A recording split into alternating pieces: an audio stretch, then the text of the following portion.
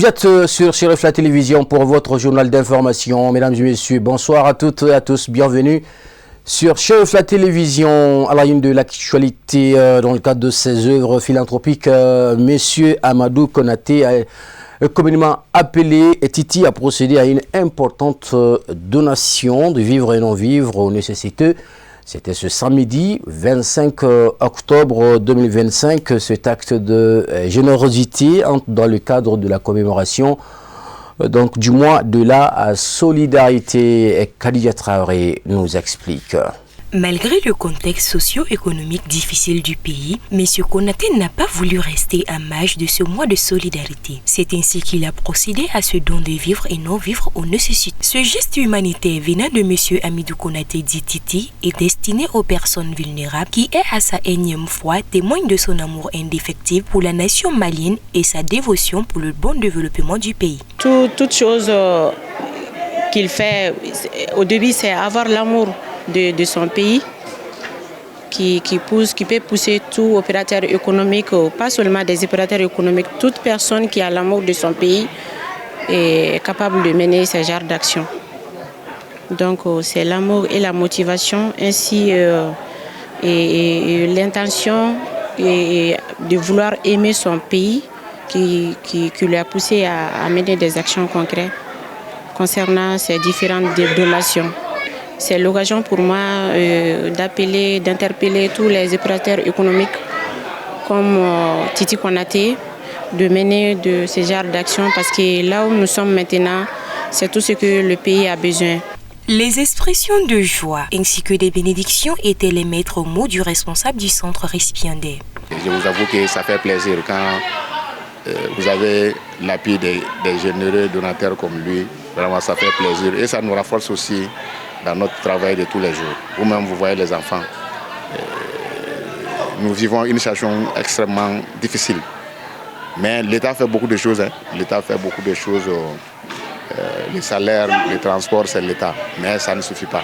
Il faut des gens aussi pour nous appuyer comme lui et comme beaucoup d'autres Maliens. Donc je profite de l'occasion au nom du ministre de la Promotion de la Femme, de l'Enfant et de la Famille et ses collaborateurs. Et remercier Konaté pour ce geste vraiment social et qui nous va droit au cœur vraiment. Ces vivres et non-vivres sont constitués de pâtes alimentaires, de sacs de riz, de cartons d'eau minérale, entre autres. La cérémonie a été magnifiée par la dégustation d'un repas copieux. L'actualité sur l'entrepreneuriat, l'association des jeunes premiers du Mali a organisé ce samedi 25 octobre 2025 au Palais de la Culture Amadou Hampâté-Bâ en commune 5 du district de Bamako, une cérémonie de distinction en l'honneur de M. Sidi Danfaga, grand opérateur économique de son État. Cette distinction est une reconnaissance vis-à-vis donc de son engagement en faveur de la nation et de son apport significatif au développement socio-économique de notre pays. Reportage Khadija Traoré, Ibrahim Koulibaly. C'est dans une ambiance empreinte de solennité et de fierté, en présence de nombreuses personnalités et membres de sa famille, que les distinctions honorifiques ont été décernées à M. Danfaga pour son travail remarquable et son dévouement en faveur de la nation. Après cette remise, M. Danfaga a exprimé sa gratitude. Il a salué cette belle initiative de l'Association des jeunes premiers du Mali et a réaffirmé son engagement à continuer d'œuvrer pour le développement économique et social du pays. Les collaborateurs de M. Danfaga ont, quant à eux, exprimé leur sentiment de joie et de fierté pour cette reconnaissance. Vraiment, je suis très content aujourd'hui pour ce travail. Vraiment, je vous courage, Sidi Danfaga. Courage à toi. Quand même, je n'ai rien à dire pour moi, quand même, je suis très content. Les autorités communales se réjouissent de cette initiative de la JPM. La JPM met au service ou éclaire les faits des personnes, des entrepreneurs, des travailleurs que nous, on ne les connaissait même pas avant. C'est un plaisir de les recevoir. Donc la JPM amène des travailleurs dans notre commune, de leur donner des médailles. Les lauréats sont dans notre commune ici. Ça les encourage. Ça les encourage de renforcer le travail.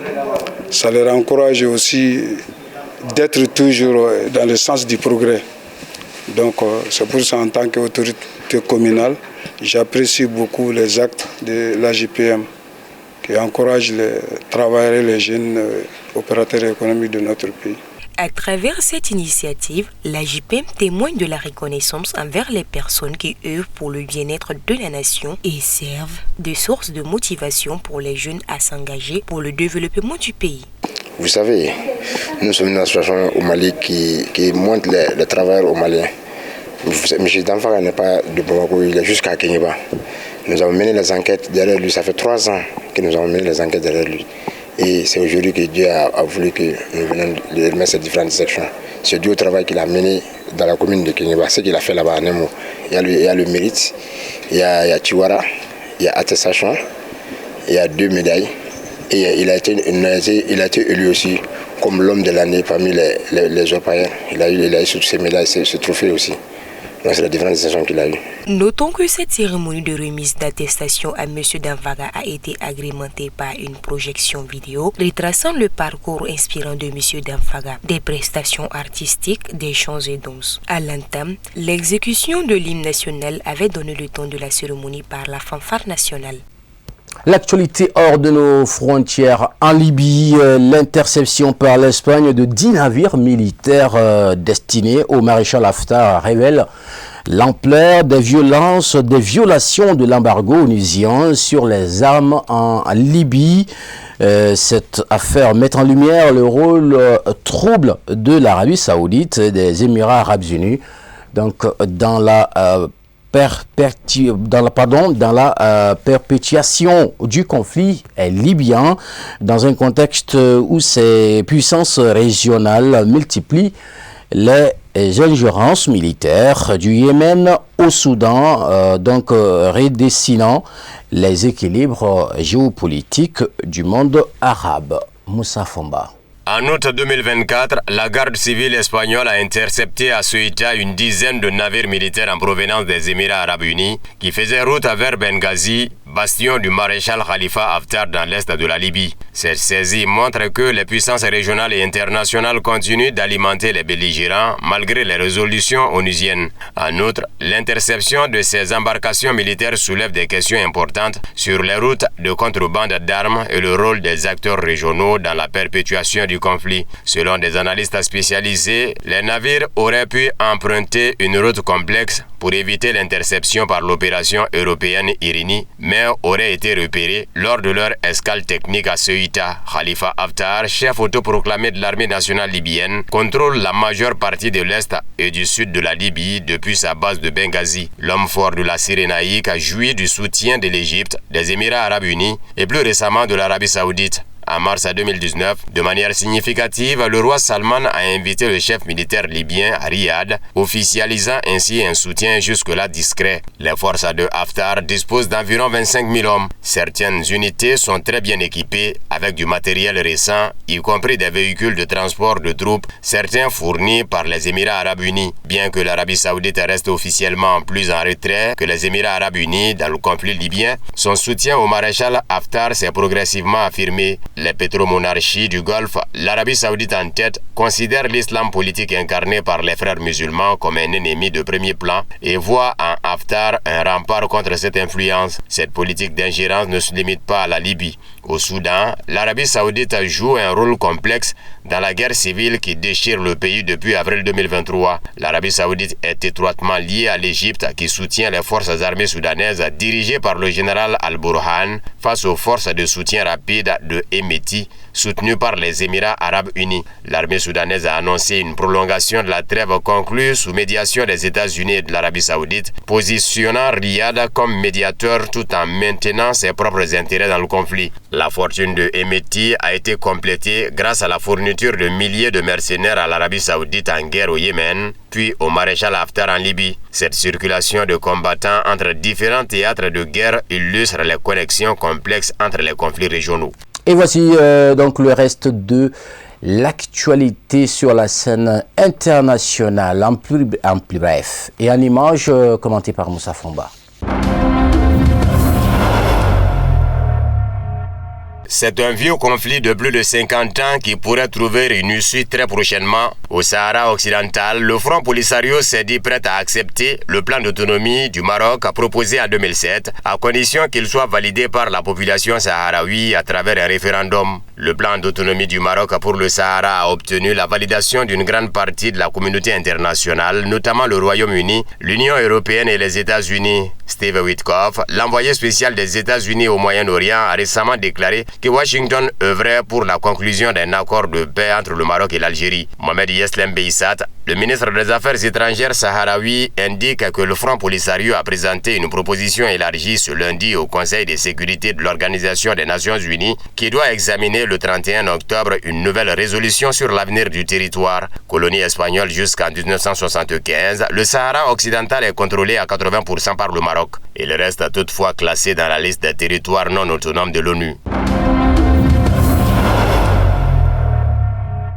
La France sera prête à déployer des troupes en Ukraine en 2026 pour assurer des garanties de sécurité si nécessaire, a déclaré le général Pierre Schill, commandant en chef des forces terrestres français. Nous serons prêts à déployer des forces pour soutenir l'Ukraine dans le cadre des garanties de sécurité si cela est nécessaire, a-t-il déclaré, cité par la chaîne de télévision BFM TV. Selon le général Schill, l'année 2026 sera une année de coalition. Le chef d'état-major français, le général Fabien Mandon, a déclaré jeudi que les troupes devraient être prêtes à un engagement au combat d'ici 3 à 4 ans face à la menace russe. Le ministre russe des Affaires étrangères, Sergei Lavrov, a déclaré plus tôt que la Russie ne tolérerait pas la présence de contingents de l'OTAN en Ukraine. Viktor Medvedchuk, leader du mouvement Autre Ukraine et ancien chef du parti d'opposition Plateforme pour la vie, considère la décision du président américain Donald Trump d'annuler les négociations à Budapest avec le dirigeant russe Vladimir Poutine comme un signal adressé à Moscou pour détruire le régime criminel de Kiev. Dans un article d'opinion publié sur la plateforme en ligne shmotrim.ru, le politicien a commenté une remarque du vice-président du Conseil de sécurité russe Dmitry Medvedev qui a suggéré de pilonner les cachettes des bandéristes avec des armes de différents types sans penser à mener ce qu'il a appelé des négociations dénuées de sens. Par conséquent, le retrait des États-Unis du processus de négociation envoie un signal à la Russie. Il faut détruire le régime criminel de Volodymyr Zelensky. Ce n'est qu'après cela que le processus de négociation tant attendu pourra commencer, a écrit Medvedchuk. Le 20 octobre, le ministre russe des Affaires étrangères Sergei Lavrov et le secrétaire d'État américain Marco Rubio ont discuté de mesures concrètes potentielles pour donner suite à l'accord conclu entre les deux dirigeants. Plus tard, CNN a rapporté, citant des sources de la Maison-Blanche, que la rencontre entre Lavrov et Rubio avait été reportée sine die. Trump a promis d'annoncer dans quelques jours une décision sur la tenue ou non d'une réunion. La Hongrie a déclaré poursuivre les préparatifs du sommet et espérer sa tenue. Le 20 octobre, le vice-ministre russe des Affaires étrangères Sergei Ryabkov a déclaré que les préparatifs de la réunion étaient en cours. Et voilà, donc c'est tout pour l'essentiel de l'actualité dominicale de ce jour, 26 octobre 2025. Nous vous remercions de l'avoir suivi, d'avoir su bien nous accompagner. Ne partez pas à retrouver d'un moment à l'autre Samaïra Sanogo qui viendra vous faire la narration de toutes ces actualités en langue nationale. Bamanakan, Kala nous assiste. Très bonne suite de programme sur Chérif la télévision.